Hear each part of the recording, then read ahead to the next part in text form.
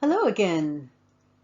As part of our normal existence, we quite naturally order and structure the disorderly and messy nature of reality so we can think and function. Every area of study has its own language, and philosophy is no exception.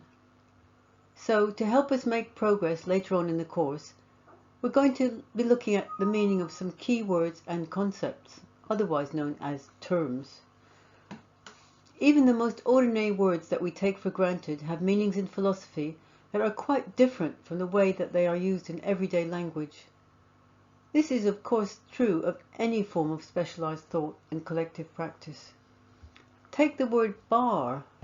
It could be a drinks bar in a pub, but it has different meanings in science, computing and law, or even sailing. In philosophy, the word materialism is a good example. In everyday use, it usually means being greedy or obsessed with consumption. Or it can mean that you deny or downplay the importance of the mental or spiritual dimension of human existence. But in philosophy, materialism has a quite different sense, as do words like idealism, being, and matter. Then there are also terms like negation, which we'll come to later. Exploring how meanings may differ from everyday use and from person to person, and how new terms can develop over time, can help us develop a rich and diverse discussion. We need to negotiate meanings as part of the process of building the significance of some basic fundamental terms. There are a lot of isms. We can't define them all in this course, though you can check the course resources to go deeper into these. If you can get a handle on the main concepts, then it becomes easier to relate them to other terms and theories. You should then feel more confident in getting to grips with how, for example, various thinkers approach and seek to resolve the mind-matter thought-body relationship.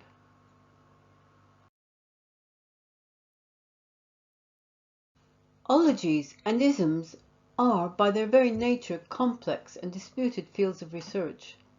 Preparing for this course, I spent time making a mind map. It grew into so many schools and trends that it just never stopped. So it will help to share a kind of thinking toolbox. That way we can agree on terms and collectively probe and challenge our own and others' preconceptions or built-in biases. Let's get one ology out of the way immediately. The philosophical starting point for the study of how we know is called Epistemology, otherwise known as theory of knowledge.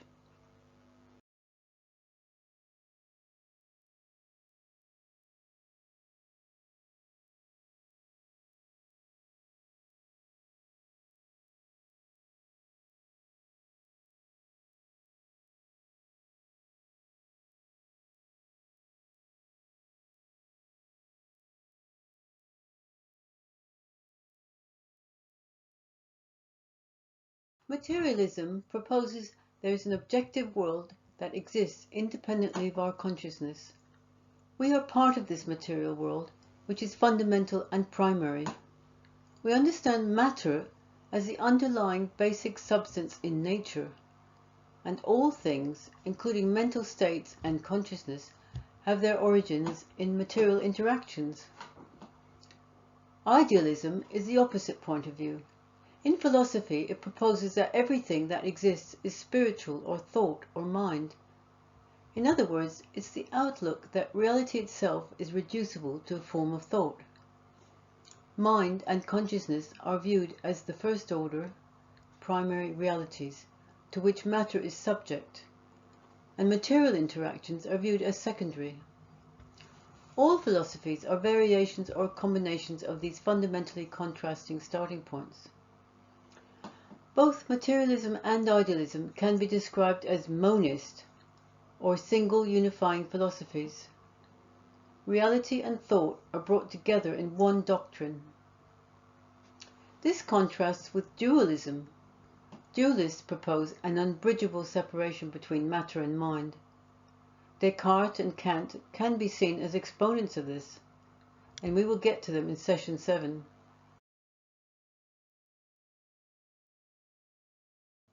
Ontology is the branch of philosophy that studies being, or what it means for something to be, to exist, or existence itself. The fact that we exist as living beings and that we act, that is, engage in activity in association with others, should be self-evident if you give it a moment's thought. Nevertheless, as we shall see, being is a highly contested term. Of necessity, there is an interaction between how we think and what we are, our being.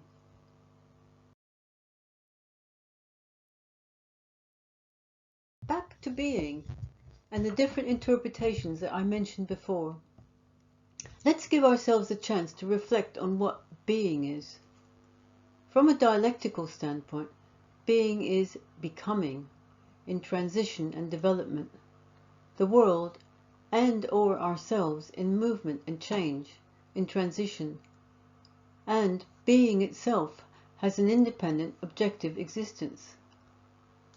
Supporters of this outlook over the millennia have included Heraclitus and the pre-Socratics in Greece about 2,500 years ago. Kant and Hegel picked this up much later.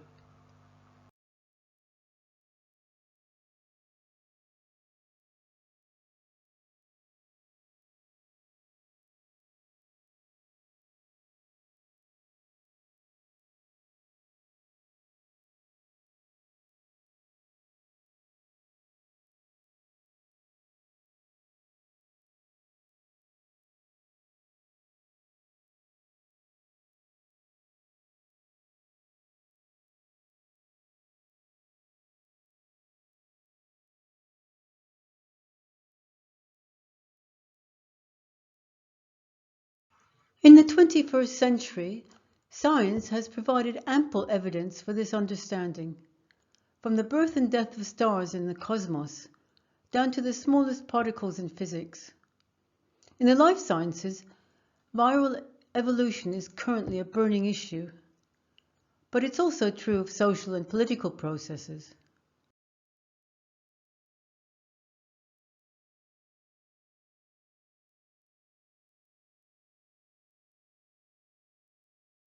American philosopher Charles H. Kahn has noted that, apart from the concept of nature, the concept of being has enjoyed the most influence throughout the history of thought.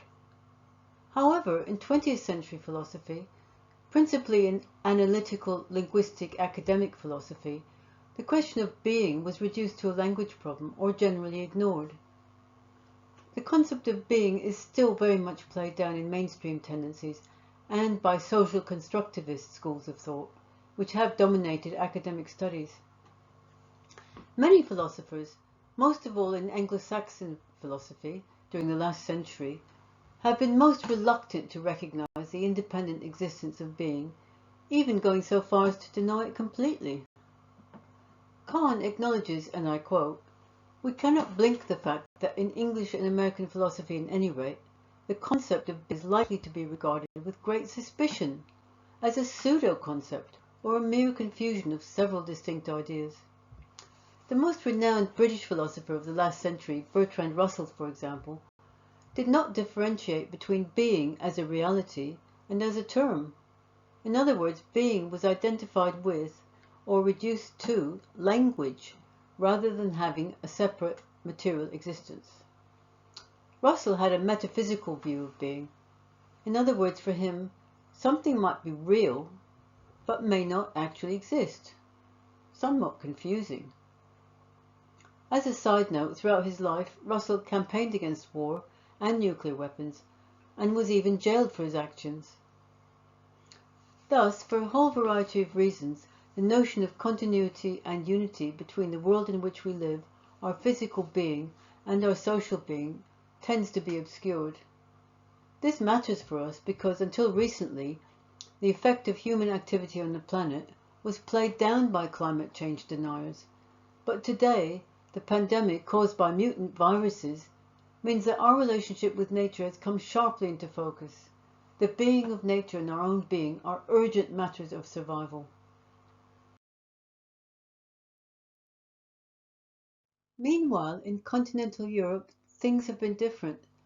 In the 1920s, the German philosopher Martin Heidegger undertook to resurrect the concept of being with his notion of Dasein, which means being there. His project was later irretrievably marred by his open support for Nazism. In the post-war period, existential philosophers Jean-Paul Sartre and Albert Camus, for example, spoke about existence mainly from an individual standpoint. However, the 20th century also saw the rise of sociology and postmodernist thought, which in varying degrees interpreted being as socially constructed. It is hard to think about being in its physical, material, and mental aspects. In fact, it's almost impossible unless you consider its opposite, which is not being or nothing, or, as the late Anglo-Indian philosopher Roy Bhaskar put it, absence. For Bhaskar, as for Hegel, not being, the negative, or absence, become dynamic and active concepts that are full of significance. Increasingly, we can understand our relationship to the world, society, and other human beings and history itself as characterized by gaps, discontinuities, and leaps. Birth, life, and death, for example.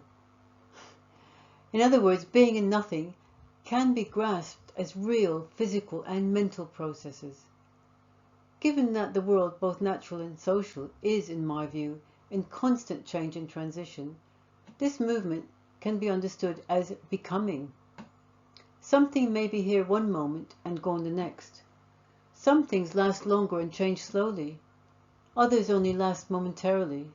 Discovering and tracking moments and transitions, as well as continuity and stability, is the stuff of grasping reality. The eruption of protests in Kazakhstan, as I speak, shows how movements can burst out of seemingly nowhere.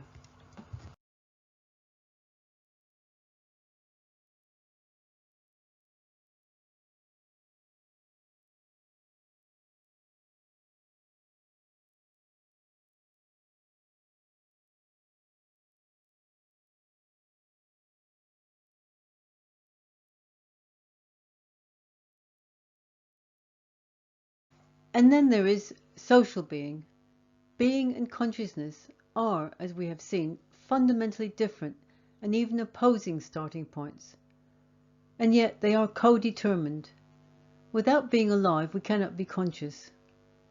As social, developing creatures, human nature, we are constantly being shaped or nurtured, as well as shaping ourselves.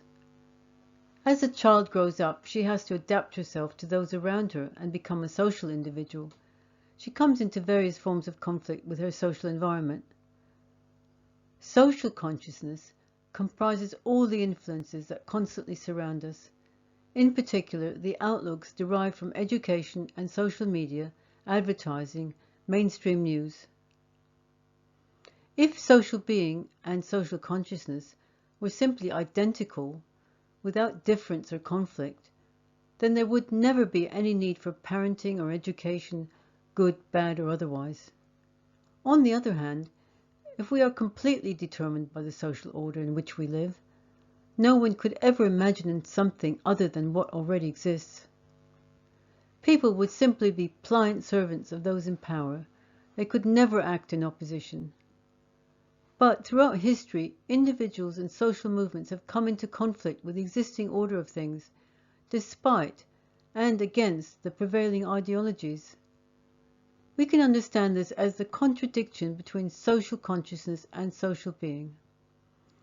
Social consciousness is dominated by prevailing ideologies and accepted truths. In opposition to this are the real events in people's lives, their social being. The arguments over the Brexit vote are a good example. According to prevailing stereotypes, otherwise known as social consciousness, a yes vote indicated anti-immigrant nationalist prejudices, especially amongst working-class voters in areas like the Northeast. The Leave vote was interpreted simplistically as support for Johnson and the Tories. But most of these voters' real lives had deteriorated under both Labour and Tory governments. Thus, people's social being drove them to vent their frustration and anger with things as they were. Why not take a chance on change? There's also the worn-out nostrum that wasteful consumer goods like ever more cars are produced because that's what people demand. The fact that advertising, product placement and influencers relentlessly bombard people with stuff they don't need is left out of the equation. And that when offered alternatives such as affordable and efficient public versus private transport, people grab them with both hands and feet. Socially, our consciousness is shaped and influenced by prevailing ideologies and outlooks, and yet our real day-to-day experience is often in sharp contrast to the images that swirl around us.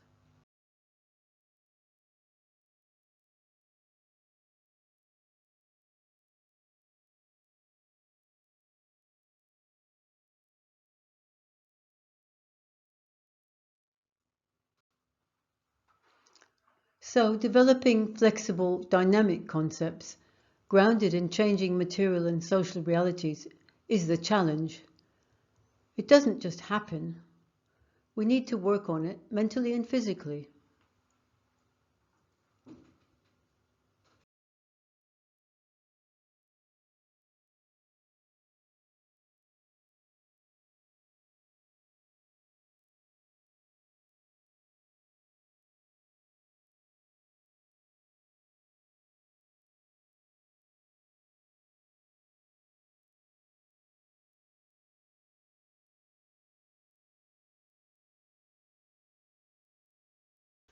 So, in future sessions, we will look at how to reach a deeper understanding of reality and how it can shape our practice. In the next session, we'll look at how humanity has struggled down the ages to get its collective head around things. We'll get a bird's eye view of how some of these fundamental outlooks evolved over time.